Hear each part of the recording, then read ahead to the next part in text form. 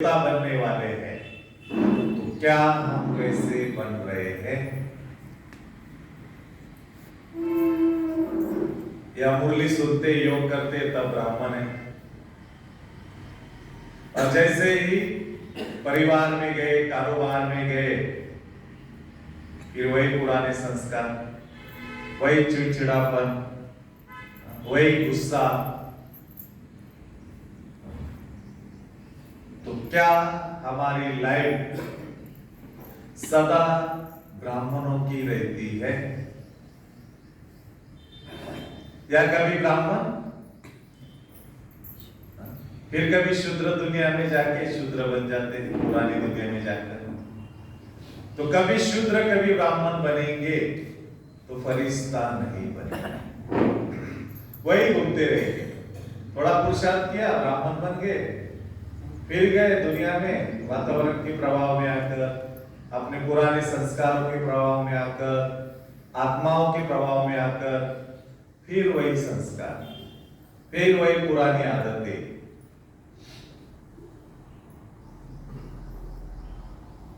तो अब वो समय नहीं है। अब ज्ञान में तो चलना है, लेकिन बाबा कहते हैं केवल ज्ञान में नहीं चलना है। मुरली सुनी, योग किया, सेवा की, चलते रहे। लेकिन अब मैं सबको ये विशेष बात कहता हूं कि अभी ज्ञान में चलने के साथ साथ हमें ज्ञान को अपने जीवन में धारण करना है। ज्ञान में चलने के साथ साथ ज्ञान को अपने स्वरूप में लाना है। तो जितना ये पुरुषार्थ बढ़ता जाएगा, हमारा जीवन संपूर्ण फरिश्ते के तरफ चलेगा। तो हम सभी अव्यक्त मास मना रहे हैं, ब्रह्मा बाप समान संपूर्ण फरिश्तापन का लक्ष्य रखकर तपस्या कर रहे हैं। तो अब हमें इस मास में विशेष, तो प्रैक्टिकल में जब हम ये 5 पुरुषार्थ अपने ब्राह्मण जीवन में करेंगे, तो हमारी अवस्था सदा अचल अडोल होती जाएगी। हमारा जीवन सदा निश्चिंत और रिलैक्स रहेगा। कोई भी परिस्थिति का असर हमारी स्थिति के ऊपर नहीं होगा। तो बाबा कहते हैं, बाप तो शांति का सागर और बच्चे अशांत हो रहे हैं। बाप सुख का सागर है, बच्चे दुखी हो रहे हैं। तो बाबा कहते हैं कि बाबा की प्रत्यक्षता भी तभी होगी जब हमारा जीवन सदा सुखमय, सदा शांतिमय, सदा रिलैक्स, खुशियों वाला। तब लोग देखेंगे कि अरे अशांति की दुनिया है, दुखों की दुनिया है, हर एक के जीवन में टेंशन है, लेकिन ये लोग सदा खुशी में, सदा रिलैक्स है। तो जैसे शुरू में पाकिस्तान में जब शुरुआत हुई थी, तो सब लोग कहते थे ये अल्लाह लोग हैं, ये भगवान के बच्चे हैं, क्योंकि वो नशा, वो खुशी, वो उमंग सबको दिखता था। तो ऐसे ही दुनिया में भले कुछ भी हो रहा है, हम सदा नशे में रहे, सदा निश्चिंत रहे, सदा हर परिस्थिति के इफेक्ट से परे रहे। क्योंकि बाबा ने हम सबको फरिश्ता की डेफिनेशन क्या बताई? जो देह की दुनिया से परे है, वो है डबल लाइट फरिश्ता। जो पुराने संस्कार परिस्थितियों से परे है, वो है डबल लाइट फरिश्ता। तो फरिश्ता बनना ही माना कि ये देह की दुनिया से, देह से परे, हर इफेक्ट से परे सब कुछ हमारे जीवन में होगा। शरीर भी उछल खाएगा, संबंधों में भी टकराव होगा, कारोबार में भी ऊपर नीचे होगा, परिस्थितियां भी विघ्न रूप बन के सामने आएगी, सब होगा। लेकिन सब कुछ होते हुए सदा अचल रहो, सदा निश्चित स्थिति, तब कहेंगे कि हम फरिश्ता बन रहे हैं। और उसके लिए ऐसी स्थिति अपने आप नहीं बनेगी, उसके लिए विशेष 5 पुरुषार्थ करने हैं। पहला पुरुषार्थ, दादी जानकी जी हमेशा कहते थे, क्लास में हम सभी सुनते थे उनका, तो दादी हमेशा कहती थी कि सदा स्मृति में रहो कि मैं कौन और मेरा कौन। ये बात बहुत पावरफुल स्थिति है। ऐसे साधारण रूप से आप ज्ञान के हिसाब से देखेंगे तो मैं कौन माना, मेरा कौन माना बाबा, तो वह नशा नहीं चढ़ता, वो शक्ति नहीं मिलती। लेकिन इस मंत्र के जब हम स्वरूप बनते हैं तब वो मंत्र हमें शक्ति देता है, तब हमें रूहानी नशा चढ़ता है। तो बाबा कहते हैं सदा ये स्मृति रखो कि मैं कौन है। हम सभी मैं आत्मा। कौन सी आत्मा है? मास्टर सर्वशक्तिवान आत्मा। तो बाबा कहते हैं सबसे पहले पुरुषार्थ क्या करना है कि अपने श्रेष्ठ स्मृति में स्थित होना है कि मैं मास्टर सर्वशक्तिवान आत्मा। लेकिन ये श्रेष्ठ स्मृति शक्ति का रूप तब बनेगी जब स्मृति के साथ साथ हम स्वरूप बनते जाए। इसलिए गीता में भी कहा गया है नष्टो मोहा स्मृति लब्धा। तो जैसे जैसे हम स्मृति के साथ साथ स्वरूप बनते जाएंगे तो जितनी गहरे स्वरूप की अनुभूति करेंगे आत्मा से शक्ति इमर्ज होने लगेगी और वो स्मृति का स्वरूप बनना है। तो इन दोनों के बीच में एक गैप है। हम सभी योग में बैठते स्मृति करते लेकिन वो स्वरूप नहीं बनता है, और जब स्वरूप नहीं बनता है तो अनुभूति नहीं होती। तो कोई भी गुण का, कोई भी शक्ति का अगर हमें अनुभव करना है तो स्मृति के साथ साथ स्वरूप बनने के लिए विजुअलाइजेशन पावर को बढ़ाना है। इन दोनों के बीच में हमारी दिव्य बुद्धि काम करती है, और वो दिव्य बुद्धि क्या करती है कि जैसे हम स्मृति करते हैं कि मैं मास्टर सर्वशक्तिवान आत्मा, तो जैसे ही स्मृति आई दिव्य बुद्धि के आधार से देखो अपने आप को कि मैं सर्व शक्तियों से संपन्न ब्राह्मण आत्मा हूं। कैसा हूं? शक्तिशाली। ऐसा मेरा स्वरूप, ऐसी मेरी स्थिति।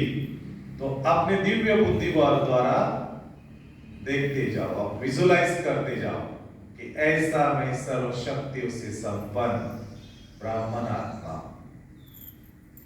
तो जितनी जितनी विजुअलाइजेशन पावर बढ़ती जाएगी हम उस स्मृति के स्वरूप होते जाएंगे, और जितनी वो स्वरूप हमारा गहरा होगा, आत्मा के अंदर से वो शक्ति इमर्ज होना शुरू हो जाएगी, वो शक्ति जनरेट होगी। इसलिए बाबा कहते बच्चे, सब कुछ आपके आत्मा में स्टोर है, बस आपको श्रेष्ठ स्मृति की चाबी देकर आत्मा के अंदर की उस शक्ति को इमर्ज करना है।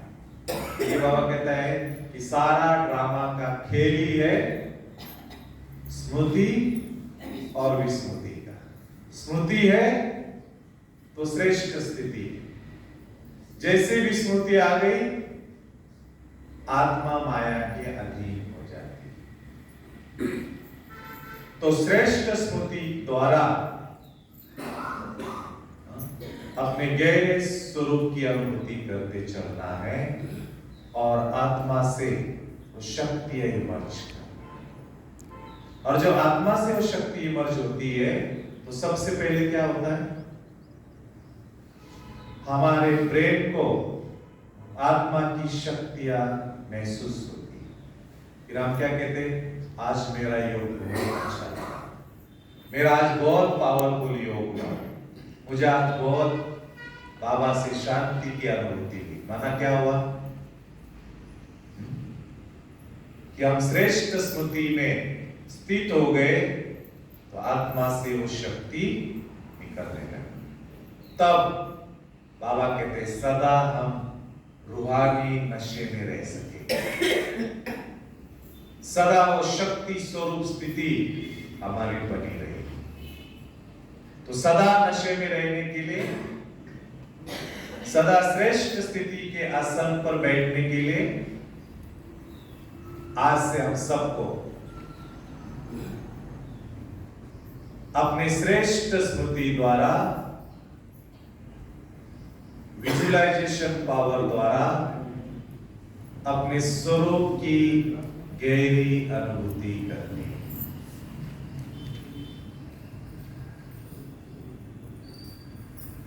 तो हमारे जो नशा है कि मैं कौन, वो सदा हमारे चेहरे से दिखाई देगा। और दूसरा, मेरा कौन है हमारा, मेरा तो एक बाबा, दूसरा ना कोई। तो सभी का बाबा है ना, लेकिन बाबा कहते फिर भी बच्चे परेशान होते रहते, फिर भी दुखी होते रहते हैं। क्यों? ये सब कहते मेरा तो बाबा, दूसरा ना कोई, लेकिन बच्चे बाबा को साथ नहीं रखते।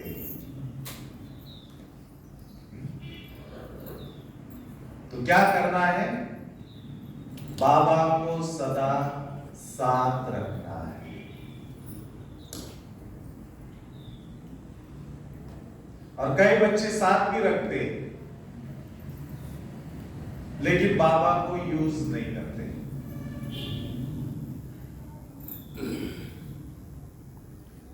तो बाबा को सदा साथ में रखना है, और बाबा को हर जगह हर समय यूज करना है।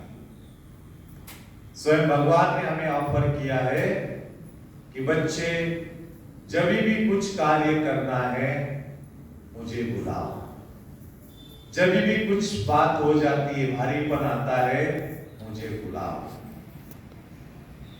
तो हर कार्य करते समय बाबा को बुलाओ, मेरे बाबा आ जाओ, चलो ये काम करना, ये सेवा करनी है।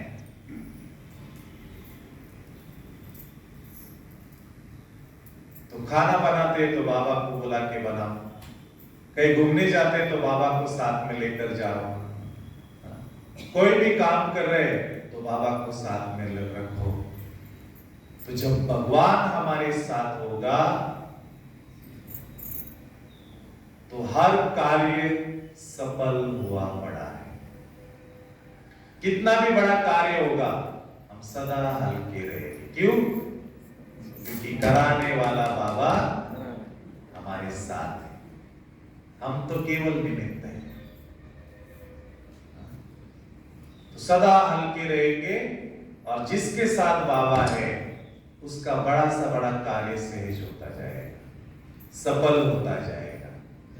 और कोई भी समस्या आए तो तुरंत बाबा को कहो, मेरे बाबा आ जाओ, मदद करो, ये प्रॉब्लम हो गई, ये दिक्कत हो गई, ये समस्या आ गई, इसको ठीक करो। लेकिन बाबा कहते बच्चे अपने आप को बहुत होशियार समझते, बहुत अपने आप को पावरफुल समझते और क्या करते हैं? खुद ही जोर लगाते, खुद ही सोचते इसको ठीक करो, खुद ही भागदौड़ करते और सब कुछ करते करते थकते हैं, फिर निराश होकर कहते बाबा आपने तो मदद नहीं की। तो बाबा क्या कहते हैं? बच्चे तुम खुद बोझ की टोकरी ढो रहे हो, मैंने तो पहले ही कहा है मुझे दे दो। तो परेशान होके बाबा को नहीं बुलाना है, जब भी कुछ लगे बाबा आ जाओ, मदद करो। तो बाबा को साथ रखना है, बाबा को यूज करना है और कुछ भी हो जाए बाबा के हवाले कर देना। तो सदा स्थिति एकदम हल्की निश्चिंत रहे। तो चले अभी हम सभी ऐसे बाबा के प्यारे घर मधुबन चलते हैं और इस जनवरी मास में विशेष 4 धाम की यात्रा कर अपने आप को शक्ति से भरपूर करते हैं। तो सभी अलर्ट होके बैठे और एक सेकंड में अपने मन और बुद्धि को एकाग्र करते हुए अनुभव करें कि मैं ज्योति बिंदु स्वरूप चमकती हुई आत्मा। तो सभी अपनी दिव्य बुद्धि द्वारा देखिए अपने आप को कि मैं सर्व शक्तियों से संपन्न लाइट माइंड स्वरूप मास्टर सर्वशक्तिवान आत्मा।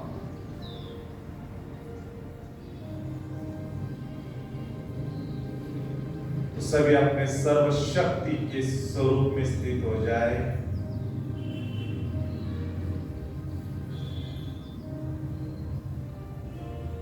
और अपने सूक्ष्म शरीर को धारण करते हुए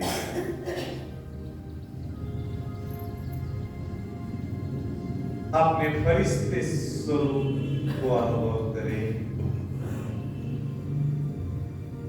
कि मैं सर्व शक्तियों से संपन्न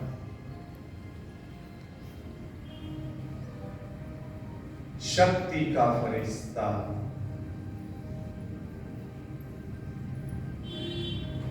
तो सभी अपने आप को शक्ति स्वरूप फरिश्ता अनुभव करें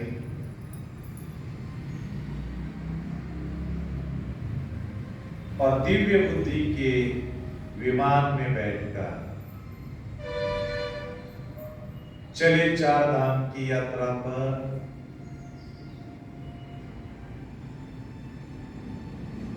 और पहुंच जाए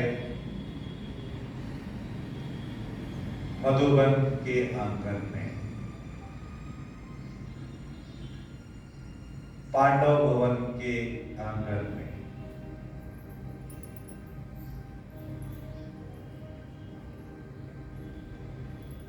जहाँ चारों ओर रूहानी वातावरण है,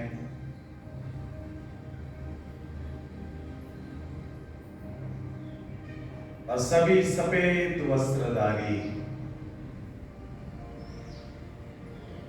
फरिश्ते भ्रमण कर रहे हैं।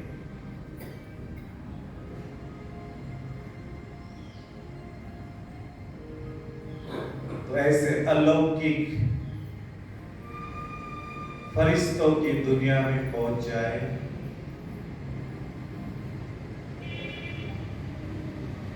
और आप सभी फरिश्ता बनकर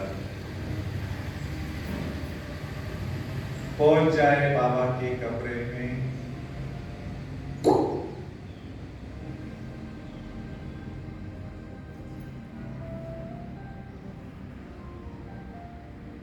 और अनुभव करें कि स्वयं ब्रह्मा बाबा